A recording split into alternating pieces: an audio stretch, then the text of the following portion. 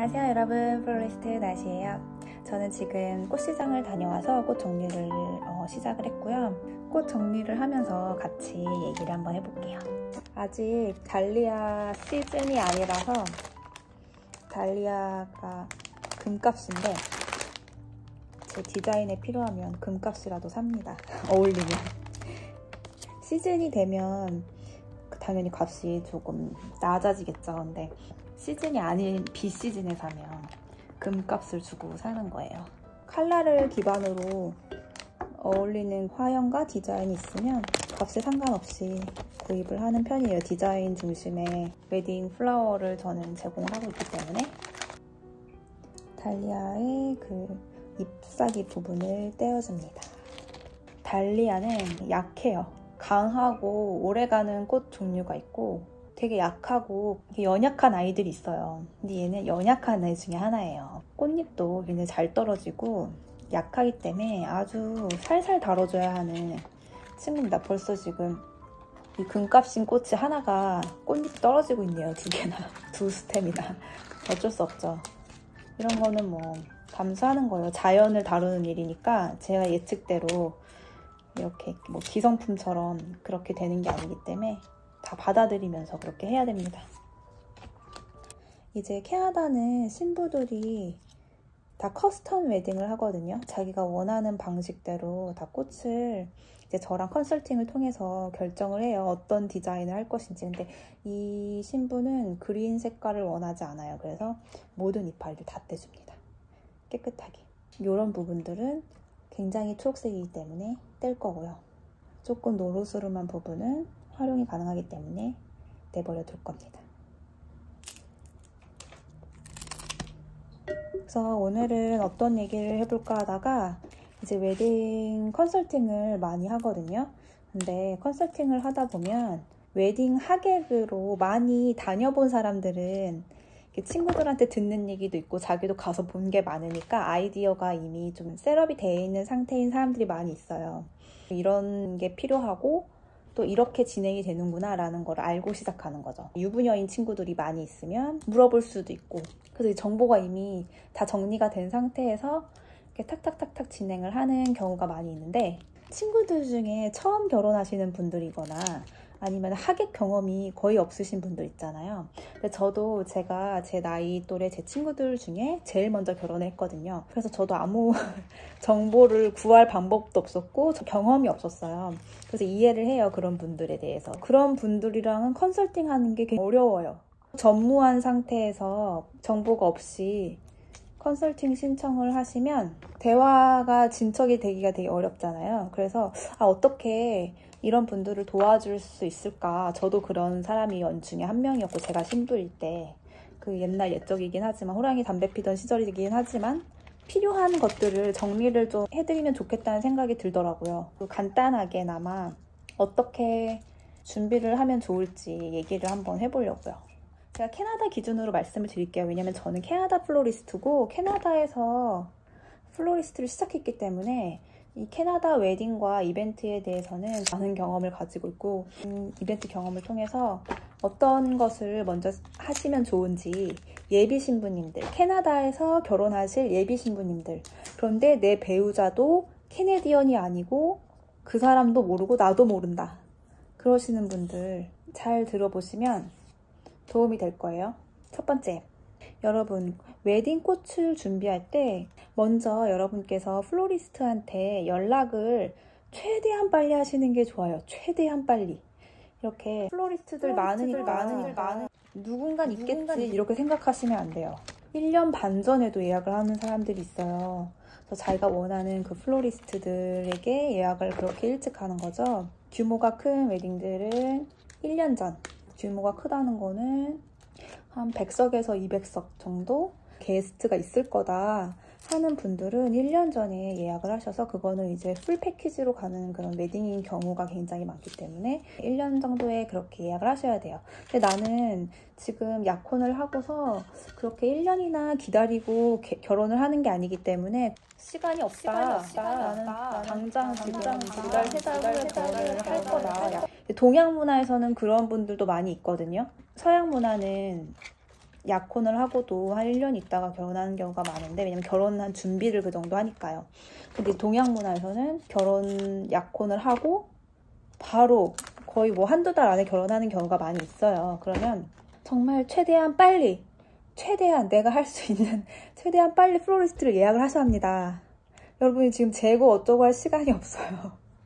없어요. 그런 시간이. 이렇게 진열장에 있는 물건을 딱 이거 주세요 하고 사서 골라서 가는 게 아니기 때문에 지금 과정이 굉장히 프로세스가 많거든요. 그래서 그 프로세스를 다 진행을 하시려면 그거를 본인이 하시는 프로세스도 있고, 이제 의뢰를 받은, 디자인 의뢰를 받은 플로리스트가 해야 할 또 프로세스가 있기 때문에 시간을 주셔야 돼요. 꽃이라는 것도 선주문에 들어가야 되기 때문에 그 양에 따라서 그렇게 갑자기 되지 않는 경우가 많이 있어요. 그런 프로세스가 되게 길게 있다라는 거를 인지가 안 된 상태에서는 한 달 전이니까 괜찮지 않을까? 충분한 거 아닌가? 이렇게 생각할 수 있거든요. 그래서 말씀드리는 거예요. 최대한 빨리 플로리스트를 예약을 해라. 이벤트 플래너, 내가 웨딩 플래너를 쓸 거다라는 사람들은요, 그 플래너가 그런 걸 다 알고 있고 진행을 해주기 때문에 괜찮아요. 근데 이제 혼자 하시는 분들, 플래너 없이 자기가 알아서 진행하시는 분들은 그런 프로세스 스케줄 개념이 없으실 거기 때문에 그런 점은 좀 주의를 하시는 게 좋고요. 이제 플로리스트한테 예약을 하기 전에 어떤 걸로 준비해야 되는지 알려드릴게요. 날짜와 베뉴 예약이 끝나 있어야 돼요. 날짜도 아직 안 정해져 있고 베뉴도 확실하지 않은 상태에서 플로리스트를 예약할 수는 없어요. 네, 그럴 수 없습니다. 네, 그럴 수 없어요. 네, 방금 달리아를 다 마쳤습니다. 다음 거를 정리하면서 얘기를 계속 해볼게요. 너무 예쁘죠? 클레마티스 팟이에요. 위그라고도 하고, 가발처럼 생겨서 클레마티스 위그라고도 하고 팟이라고도 하고 이름이 좀 여러 개 있어요. 그래서 다시 정리해드리자면 처음 스텝은 메뉴랑 본인의 결혼 날짜를 정하시는 거예요. 그 다음에 이제 플로리스트를 이제 자기가 좋아하는, 자기가 마음에 드는, 이 사람이랑 정말 일해보고 싶다 하는 그런 플로리스트를 정해서 컨택을 하시는 거예요. 컨택을 하셔서 기본적으로 정보를 주시면서 컨택을 하셔야 돼요. 난 이 날짜에 이 장소에서 이 정도의 예산을 가지고 웨딩 플라워를 할 건데 가능하냐 이렇게 물어보셔야 돼요. 주말에 보통 토요일이 가장 이제 웨딩을 보통 하는 그런 시간이거든요.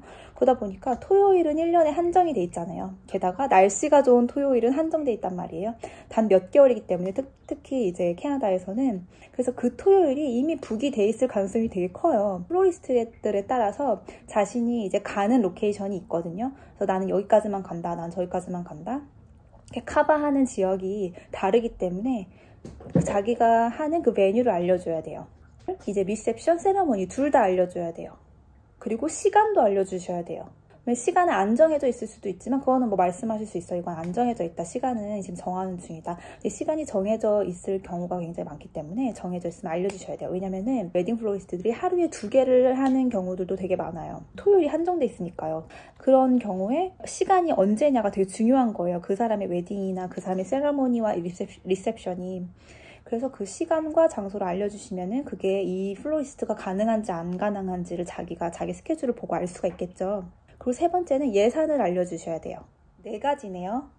먼저 날짜, 장소와 시간. 장소는 세러모니, 리셉션 둘 다. 세 번째는 예산. 네 번째는 게스트 수. 세 번째 예산에 대해서 말하자면 보통 웨딩 버젯을 정하잖아요. 이렇게 꽃집에 가서 이렇게 있는 거 저 이거 주세요, 저거 주세요 이렇게 고르는 게 아니란 말이에요.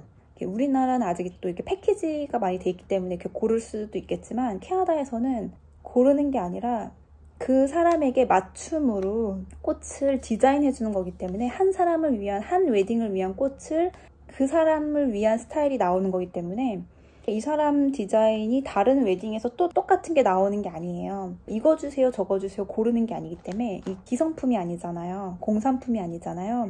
여러분이 정한 버젯 내에서 디자인을 하는 거예요. 근데 그 버젯을 왜 알려주셔야 하냐면 이 신부는 그린을 안 좋아하기 때문에 그린을 전부 뗄 겁니다. 이렇게 맞춤으로 해드린단 말이에요. 그린을 안 좋아하면 그린을 전부 떼요. 저는 그 신부의 취향에 맞춰서. 왜냐면 그 신부를 위한 날이기 때문에 맞춤입니다. 그 예산을 정한 다음에 그 예산을 알려주셔야 돼요. 웨딩 플로리스트들은 보통 자기 미니멈을 가지고 있어요. 풀서비스 웨딩은 나는 얼마부터만 받아요. 얼마 예산인 그런 신부들만 받습니다. 이게 다 각자 플로리스트들마다 기준이 정해져 있거든요. 그 기준은 어떻게 정해지냐면 이제 모든 웨딩을 다 받으면 좋죠. 근데 이제 한정되어 있는 시간에 토요일에 하루 제가 한 이벤트를 받을 수가 있어요. 그 웨딩 플로리스트 한 사람이 많으면 이제 2개나 이제 3개도 받을 수가 있는데 이제 그건 회사 규모에 따라 다른 거고 이제 보통 딱 하나를 받을 수 있다고 했을 때 100만 원짜리 웨딩을 하는 거랑 1000만 원짜리 웨딩을 하는 거랑 2개가 들어왔어요. 이거 2개를 선택해야 한다는 거예요. 2개를 다 하는 게 아니라. 그렇기 때문에 플로리스트들마다 자기 미니멈을 가지고 있다고요. 저는 5,000불 이상의 웨딩만 받습니다. 그러면 자동적으로 그 아래의 웨딩은 받지 않게 되겠죠. 그래서 나는 5,000불짜리 웨딩을 받았어요. 그러면은 그 다음에 10,000불짜리 웨딩이 들어도 저는 그걸 받을 수가 없는 거죠. 저는 이 5,000불짜리 웨딩을 해야 되는 거예요. 왜냐면 이미 예약을 받았기 때문에. 그래서 그런 기준이 있는 거예요. 자신만의. 그래서 그 손해를 감수하는 거예요. 예산을 가지고 접근을 하셔야 돼요. 모르겠는데요. 예산이 없는데요. 이렇게 말씀을 하시면 어떻게 도와드릴 수가 없어요. 얼마를 쓰고 싶은지 알아야 돼요. 여러분이 레스토랑에 갈 때도 지금 오늘을 밥 먹을 때 얼마를 써야겠다라는 생각을 하고 가잖아요. 그런 생각을 알려주셔야 돼요. 혼자만 알고 있지 말고 저는 꽃값에 막 완전히 정확하게는 잘 모르겠다 하더라도 저는 500만 원에서 700만 원에서 싶습니다. 알려주셔야지 이 정도의 아이템 리스트를 할 수 있고 디자인에는 이 정도를 내가 할 수 있겠다라는 디자이너들은 감이 오거든요. 예를 들어 볼게요. 되게 쉽게 예를 들어 드리기 위해 먹는 걸로 예를 들어 볼게요. 우리가 먹는 게 또 좋잖아요. 그러니까 여러분이 10만 원을 가지고 레스토랑에 갔어요. 요리사한테 제가 좋아하는 양식을 해주세요 했어요. 그럼 그 10만 원을 가지고 그 요리사는 마음껏 재료를 고를 수가 있는 거예요. 랍스터도 고를 수 있고 한우도 고를 수 있고 새우도 고를 수 있고 그걸 다 골라서 자기가 할 수 있는 요리를 딱 주는 거예요. 그런데 제가 5,000원을 들고 가서 레스토랑에서 제가 먹을 수 있는 제일 맛있는 음식을 해주세요 이렇게 똑같이 말했어요. 그랬을 때 그 사람이 고를 수 있는 이제 재료는 한정이 되겠죠. 그 5,000원을 가지고 뭐 당근, 고기를 고르더라도 돼지고기 100g 뭐 이렇게 고르겠죠. 마찬가지라고 생각하시면 돼요. 디자이너는 여러분의 예산에 맞춰서 그 재료를 고르기 때문에 아까 말씀드린 그런 달리아 비시즌일 때 제가 샀기 때문에 되게 비쌀 때 샀다고 말씀드렸잖아요. 예산이 적은 신부한테는 최선의 디자인을 할 때도 그런 거를 고르기 쉽지 않겠죠. 예산 안에서 해야 되니까 대체할 수 있는 저렴한 그런 꽃을 고르겠죠. 그래서 이미 이제 캐나다에서는 이렇게 커스텀 문화가 되게 잘 자리를 잡혀 있어서 그렇게 얘기가 진행이 된다는 것을 너무 잘 알고 있기 때문에 캐네디언 이제 신부들은 그렇게 해요. 나 예산이 이거야. 라고 딱 맨 처음부터 얘기를 해줘요. 그러면 이제 너 이거는 불가능하고 이거는 가능하고 제가 일목요연하게 바로 컨설팅을 해줄 수가 있죠. 그리고 네 번째는 게스트 수예요. 게스트 수가 굉장히 중요해요. 플로리스트한테. 그게 왜 중요하냐면 게스트 수에 따라서 웨딩 규모가 정해지는 거잖아요. 같은 예산을 가지고도 게스트 수가 적을 수 있죠. 그러니까 이렇게 생각하시면 돼요. 똑같이 식당으로 예를 들게요. 내가 100만 원을 가지고 둘이 가서 밥을 먹으려고 시켰어요. 그럼 굉장히 풍성하게 고급스러운 음식을 먹을 수 있겠죠. 그런데 제가 100만 원을 가지고 20명을 데리고 간 거예요, 식당에. 그러면 그 100만 원이 같은 가치가 아니죠. 마찬가지로 여러분이 그 게스트 숫자가 어떠냐에 따라서 테이블 수가 달라지고 아이템의 개수가 달라지기 때문에 게스트 수를 알려주셔야 돼요. 그리고 마지막으로 여러분께서 예산을 정했다는 가정하에 또 하나 알려주실 수 있는 게 있다면 바로 아이템이에요. 아이템을 어떤 아이템, 종목, 그리고 그거의 개수를 정하셔서 정리해서 보내주셔야 돼요. 지금까지 제가 한 그 말한 모든 게 누가 하는 거냐면은 웨딩 플래너가 저한테 보내주는 자료예요. 맨 처음에 저한테 컨택할 때. 그러니까 이제 신부들의 그런 아이디어를 이렇게 다 커뮤니케이션을 해서 웨딩 플래너가 제가 지금 말한 이 1번에서 5번까지를 쫙 정리를 해서 저한테 보내줘요. 이렇게 할 예정인데 너 가능하니? 너 예약하는 거 가능하니? 라고 이렇게 물어보는 거예요. 웨딩에 대해서 경험이 전무하신 초보 신부, 예비 신부님들이 저한테 접근할 때는 이런 과정을 잘 모르시고 아무 정보를 주지 않고 이렇게 얘기를 시작하시는 경우가 있죠. 그러면은 한 번 이메일이 왔다 갔다 해서 끝날 일을 한 20번, 30번 1시간이면 끝날 얘기를 일주일 동안 하고 있는 거예요. 같이. 서로 힘들죠. 이런 부분을 좀 알려드리고 싶었어요. 예산을 정하셨잖아요. 예산을 정하시면 아이템을 정하실 수가 있는데 그 아이템이라는 게 그건 다음 영상에서 얘기하도록 하겠습니다.